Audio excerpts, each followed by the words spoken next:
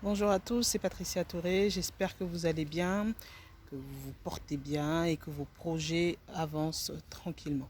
Alors, cette petite vidéo pour parler d'un sujet assez sensible dans notre communauté, enfin assez sensible, non, enfin qui a rapport avec l'investissement immobilier. J'ai regardé une vidéo dernièrement où une dame, en fait, après plusieurs années en Europe, a décidé de retourner au pays pour voir l'investissement qu'elle avait fait. C'est-à-dire que pendant plusieurs années, elle a envoyé de l'argent à sa famille, à ses sœurs, à ses frères, pour lui construire une maison dans la concession familiale. Donc c'était un terrain qui appartenait à la famille. Donc dans ce cas-là, il n'y avait pas d'achat de terrain puisque le terrain était familial. Donc elle a envoyé de l'argent pendant des années et puis donc le jour arrive, elle décide de retourner voir sa famille et donc de voir effectivement la maison qui a été construite avec ses économies. Donc elle arrive et elle se rend compte en fait qu'il n'y a rien. Et donc la vidéo, en fait, dans cette vidéo, on la voit en train de pleurer, en train de crier, montrer son indignation face à la famille et dire que en fait, en gros, elle était déçue, elle était vraiment en colère parce qu'elle se dit pendant toutes ces années, je vous envoie de l'argent, que ce soit pour vous, que pour la maison, et en fait, vous n'avez rien fait. Elle était limite de la folie. Et ça, je peux comprendre parce que quelquefois, euh, c'est des années de dur labeur.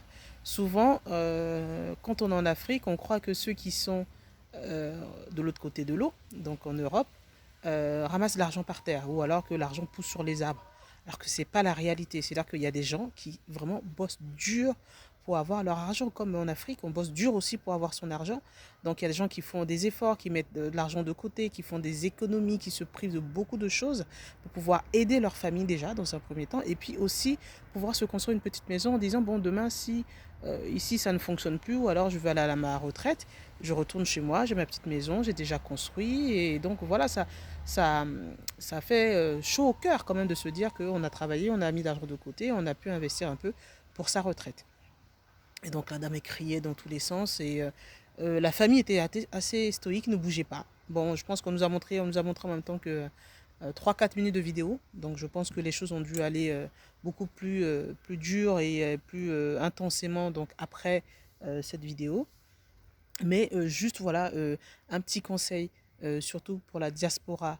Quand vous achetez un bien immobilier en Afrique ou en tout cas un bien immobilier à distance, le plus important, et il ne faut pas négliger les étapes de vérification qu'il faut faire. N'hésitez pas à aller sur place, à vérifier, à aller sur le terrain, à vérifier que le terrain existe bien. N'hésitez pas à aller peut-être au niveau du cadastre pour faire prendre les renseignements nécessaires, aller au ministère de l'Agriculture si c'est un terrain agricole. N'hésitez pas à poser des questions aux voisins autour du terrain, s'il y en a en tout cas, pour avoir des informations sur le propriétaire. N'hésitez pas à peut-être passer par un notaire si vous n'êtes pas sûr de la personne, ou alors vous passez par une agence qui a pignon sur rue, qui est assez connue, qui est assez reconnue. Mais n'hésitez pas à faire les vérifications nécessaires.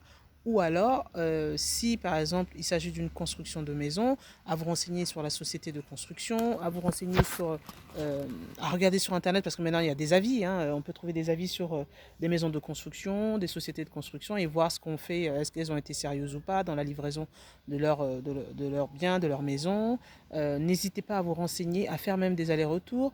Là, dans le cas d'une construction pour vous-même, par exemple sur un terrain familial ou sur un terrain que vous avez acquis, c'est-à-dire que par exemple, quand la personne vous demande l'argent que vous devez envoyer pour, par exemple, monter les fondations, rien ne vous empêche, si vous avez les moyens, de pouvoir inclure dans votre budget en tout cas le prix d'un billet d'avion peut-être tous les 6 mois. Et se dire, bon, là, je vais venir moi-même, je vais rester peut-être 2 semaines si vous avez la possibilité, on monte la fondation devant vous. Ou alors, si vous ne pouvez pas vous déplacer, en tout cas, rester 2 semaines. C'est-à-dire que quand vous avez envoyé l'argent, vous envoyez une partie, ils commencent à travailler, vous vous déplacez, vous allez voir ce qu'ils ont fait, vous payez le reste, ils le font devant vous. Moi, par expérience et toutes les histoires que j'ai entendues au- autour de moi, c'est que quand vous voulez faire un projet, déjà vous planifiez vos vacances, vous l'introduisez dans votre budget, et en plus si vous avez la possibilité de rester sur place pendant qu'on fait la construction, c'est le top. C'est-à-dire que quand vous partez en vacances, au lieu de rester que un mois en vacances en visitant la famille. Vous pouvez inclure que dans ces un mois de vacances, vous prenez 2 semaines, vous êtes sur votre chantier. C'est-à-dire du matin au soir, vous ouvrez le chantier, vous fermez le chantier pour être sûr que le matériel que vous avez acheté soit utilisé, que ce soit de la bonne qualité, que tout soit utilisé sur le terrain et que ce soit construit correctement, quitte à prendre un maître d'œuvre supplémentaire. Donc vous avez cette possibilité-là.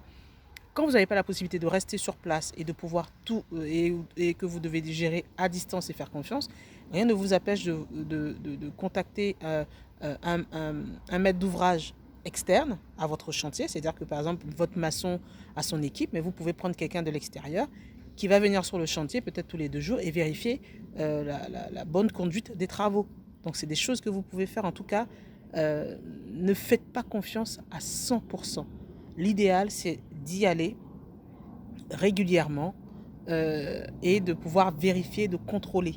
Ou alors demander des photos, demander des vidéos. C'est-à-dire que la personne va à l'endroit que vous avez déjà vu, parce que quand vous avez acheté le terrain, vous avez été voir le terrain, vous avez mis peut-être une pancarte, ou alors vous avez peut-être fait monter un petit muret avec une pancarte ou avec une croix, enfin je sais pas, quelque chose qui vous permet de reconnaître l'endroit. Et quand 6 mois après, quand vous commencez à faire les constructions, vous dites à la personne, vous allez sur le terrain, la personne filme. Maintenant avec WhatsApp, avec toutes les applications qu'on a, on peut faire des appels vidéo à l'étranger. Donc vous avez la possibilité de pouvoir vérifier à distance. Donc il y a ça aussi. Donc en tout cas, faites attention à tous ces constructions-là, en passant par la famille, parce que dès qu'on mélange argent et famille, ça devient compliqué. Dès qu'on mélange argent et famille dans le business, ça devient compliqué. Parce que si la personne après bouffe l'argent, bon, on connaît, hein, c'est pardon, pardon, pardon, alors que ce n'est pas le pardon qui va faire revenir à l'argent. Donc c'est vraiment important de faire vraiment attention à ça.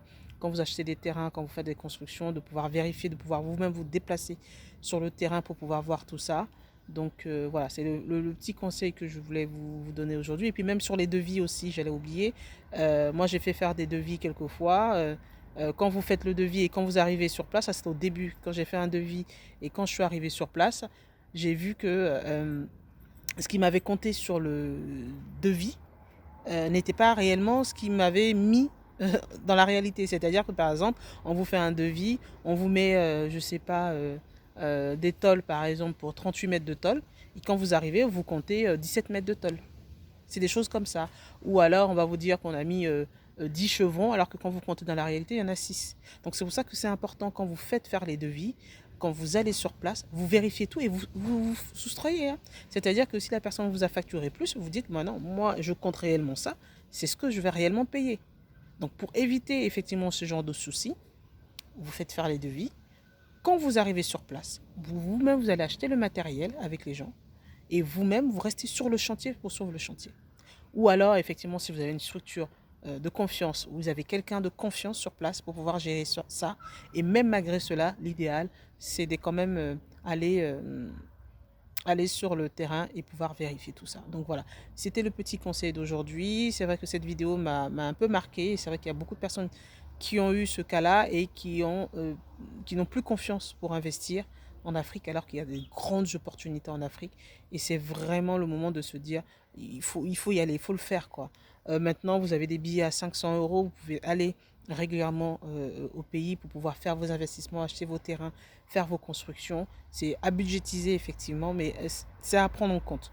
Donc voilà, c'est pour éviter tous ces désagréments-là. Prenez le maximum d'informations, prenez le maximum de renseignements auprès des notaires, auprès du cadastre, auprès du ministère de l'Agriculture, auprès des agences avoisinantes pour être plus armé et pour éviter les arnaques. Voilà, c'était une petite vidéo. Dites-moi, est-ce que vous avez déjà eu cette expérience où vous vous êtes fait avoir sur la construction, sur l'achat de terrain, sur la construction, la recherche de biens, comment vous avez fait pour vous en sortir, quelles solutions vous avez trouvées, quelles astuces vous avez trouvées. N'hésitez pas à la partager en bas dans les commentaires et n'hésitez pas à liker et à partager cette vidéo. À bientôt, au revoir.